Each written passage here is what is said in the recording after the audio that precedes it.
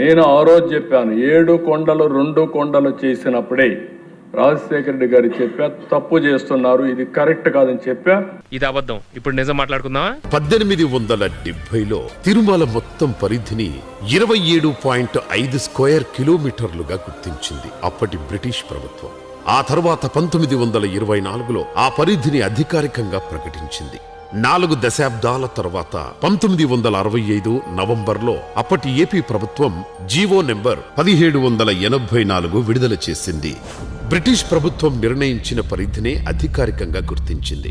ఆ తర్వాత 1986లో అప్పటి ఎన్టీఆర్ ప్రభుత్వం చెల్లాకొండయ్య కమిషన్ నియమించింది. ఆ కమిషన్ ప్రకారం అప్పటి ప్రభుత్వం కూడా ఇదే 27.5 స్క్వేర్ కిలోమీటర్ల విస్తీర్ణాన్ని టీటీడీ పరిధిగా గుర్తించింది. 2007 జూన్ 2న జీవో నంబర్ 746 తీసుకువచ్చిన వైఎస్ఆర్ తిరుమల పరిధిని 322.68 స్క్వేర్ కిలోమీటర్లకు విస్తరించారు. 7 కొండలను టీటీడీ పరిధిలో చేర్చారు. స్వామివారికి వైఎస్ఆర్ చేసింది ఇది. మళ్ళీ 2 ఏళ్లు పోరాడితే 7 కొండలు కాదు 7 కొండలే ఉన్నాయని చెప్పి పరిస్థితికి వచ్చారు. ఇది అబద్ధం. ఇప్పుడు నిజం మాట్లాడుకుందాం. 746-47 జీవోలు 2 వచ్చాయి.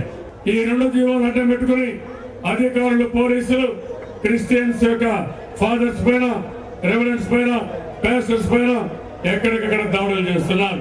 తెలుగుదేశం పార్టీ దీనికి వ్యతిరేకంగా ఉంటాం.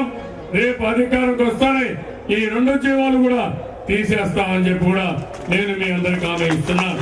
ఇప్పుడు ఎక్కడ కొట్టాలరా నిన్ను?